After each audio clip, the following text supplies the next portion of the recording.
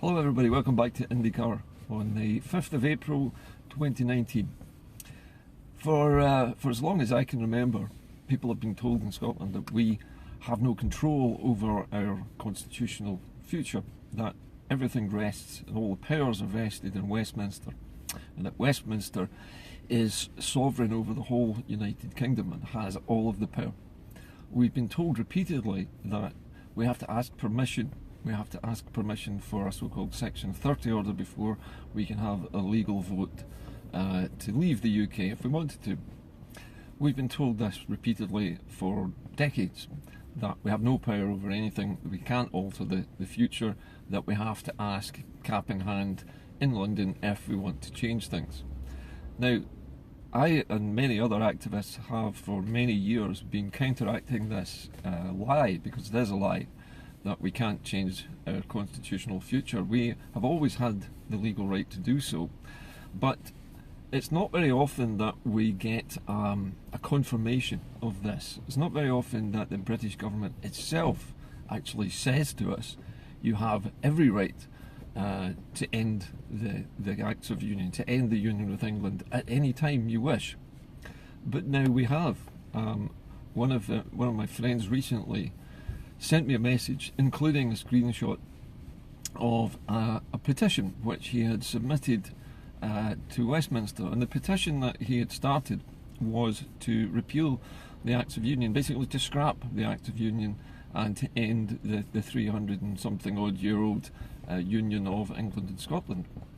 And unbeknownst to him, he wasn't expecting this at all, but he got a refusal back from Westminster, not because Scotland had to ask permission, but because as the person who was replying to this request for the petition, who'd officially requested it, as the reply stated, it said that Westminster does not have the power to end the Act of Union, and that power rests only with Scotland. Now this is an incredible admission. I've never actually seen that before, but that is exactly what has happened. So this gentleman has created a petition on the petitions site at Westminster, and they've knocked him back because Westminster doesn't have the power to repeal the Act of Union. It has no power over Scotland's Act of Union at all, apparently, and only Scotland can decide this issue for itself, which kind of laughs in the face of all of the lies and all of the twisted distortions that have come from the British media and from the British political elite that have told Scots for the last 3 centuries that they're trapped in a union that they didn't want, when in fact we've always had the key to unlock ourselves from this prison, and it's been in our pocket the whole time. It's just that we've been told that it hasn't been in our pocket, but it's been somebody else's pocket in England, but it's not. And the fact of the matter is that we can legally, at any time we wish, end the union with England. And England has no power over it. In fact, Westminster has zero power to decide whether to repeal the Acts of Union or not. They can't repeal the Acts of Union in London. Only Scotland can repeal them from our end. That is the reality that this is throwing up. Which begs the question, why did we not do it sooner then? Why in 2014 was this never mentioned? Well, maybe it wasn't known at the time. Maybe that fact had been obscured and concealed even from our politicians. I don't know.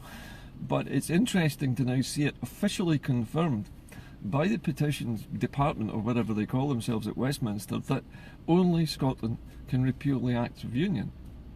Now, if that's so, then surely the simplest thing for Scotland to do in the situation it's in at the moment, if we want to have a confirmatory vote, if you want to call a referendum that, we could unilaterally suspend the union, suspend the Act of Union, put it in abeyance, set it to one side so it's no longer relevant, give ourselves the power, which we've always had anyway, never mind a Section 30 order, give ourselves the power, which we've got, to hold a legally binding referendum in Scotland, one which is perfectly legal, perfectly legitimate, cannot be gainsaid by Westminster because they've already admitted that they have no power over our constitutional future.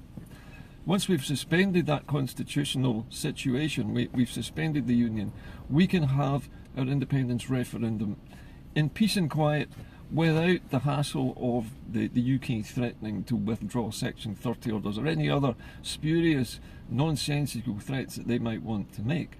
Our people can vote then on whether they wish to remain a part of what has descended into a pantomime of Parliament, or whether we want to do our own thing and run our own country properly, which we've been doing anyway for the past few years since the SNP has been in power.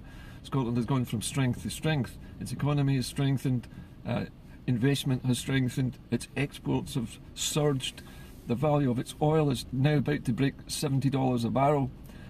Investors around the world have great confidence in Scotland as a country. Now is the time, if there was ever a time, to hold that referendum, and knowing full well that no Section 30 order has ever been required to do it.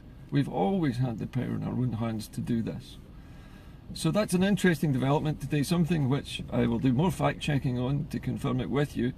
I can't at the moment locate the screenshot because it came in very early this morning. A lot of other messages flood in daily, so I have to go back through them all to find them. But there is evidence now to support the fact that Scotland is the only part of the Union which can end the Act of Union in Scotland itself. So we have the power to take ourselves out of the Union, and we've had it all along. I think this is quite a revelation to many people that England has no power over what happens to the Constitution of Scotland, none whatsoever, and it never has had. It's always been in our own hands. We have just been, it's been carefully concealed. We've been led away from it. We have been involved in all sorts of other things in Britain which have distracted our attention from the fact that we could always leave it. And now that we have a situation which has developed where there is a very, very good reason why we don't want to remain in the UK, now would be the time to exercise these powers. Now, linked to this story, a separate story has emerged yesterday in several newspapers in the Republic of Ireland, and that information is that Theresa May and her husband have bought a house on the coast of Southern Ireland in the Republic of Ireland. Now, ostensibly this appears to be as a holiday home, but don't be fooled. Mrs May and her husband are keen yachts people. They like sailing, they love being on the coastline, and they have decided to buy a house in the Republic of Ireland inside the European Union for when Mrs May steps down as PM, so that they are no longer going to be living in the United Kingdom when Mrs May leaves office. They have got a hideaway in the European Union. Now, why would a PM, a Prime Minister, who says that Brexit is going to be good for Britain and everything is going to come up roses, there'll be bluebirds over the white cliffs of Dover, why would she move to the Republic of Ireland immediately after leaving office? But that is precisely what the Mays are planning to do. Now, that's even more evidence, if you needed it, of the lack of confidence even the Prime Minister has in what will happen if Brexit is allowed to continue. Now, we know now that Yvette Cooper's bill, which passed through the Commons recently, has now also very quickly passed through the House of Lords, and that has given the Parliament of the United Kingdom the power to stop no-deal Brexit, to prevent it from ever happening. And if there was a danger of there being a no-deal Brexit imminent, then Yvette Cooper's bill would be put into effect and would stop, well, basically would stop Brexit happening. There would be a revocation of Article 50. It would end Brexit there and then, rather than there be a no-deal. So we're at a situation now where three things have combined. We now know that Scotland can legally end the Union at any time it wishes, because the British Parliament has actually confirmed that in writing to an activist who was mounting a petition to repeal the Act of Union. And we also now know that Mrs May is planning to run away to the Republic of Ireland after the Brexit chaos is complete. She doesn't have the confidence to stay here.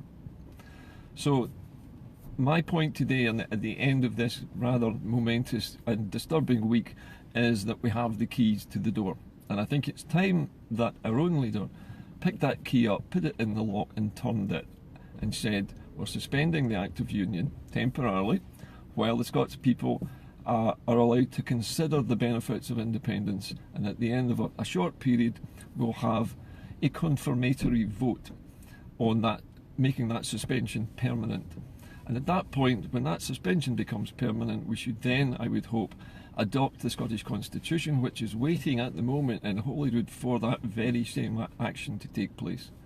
At which point the Constitution is then voted into existence, and what's known as the constituent process begins, that 18-month period where the legal steps are taken to separate Scotland from what is left of Brexit land. Which will of course be minus Theresa May by then, because she will have run away to Southern Ireland with her husband. And that's really the news for today.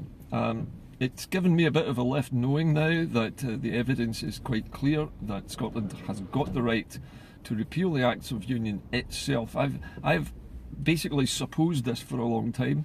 It's been inferred from the documentation that we've seen and from what is left of the original Acts of Union that we can repeal it at any time.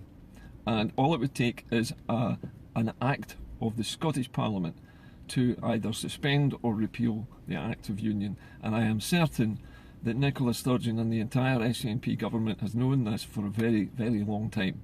So I think now is the time for some action. Clarity on Brexit is almost there. We now know that if nothing happens before the end of May, that there will be no no-deal Brexit. There'll be no Brexit if it doesn't happen then, because the European Union is offering, what is it, a year of extra time to consider Brexit. But we now know there's no danger to Scotland of a no-deal Brexit, because the bill which has been passed prevents that from happening. The very best that the United Kingdom can offer Scotland at the moment is some kind of fudged Brexit, a mishmash of Jeremy Corbyn and Theresa May's visions of this dystopian, bizarre, post-Brexit, sort of post-war English idyll, which doesn't really exist. It's either that or we pull the plug and we decide to be a country on our own again and just do our own thing, make our own decisions, and stop allowing idiots in London who have got no clue, evidently, how to run a country, run it into the ground and cause such tremendous upset and fear and alarm in the population for no reason whatsoever. And with that, I will leave you. Have a great weekend, everybody. See you on Sunday.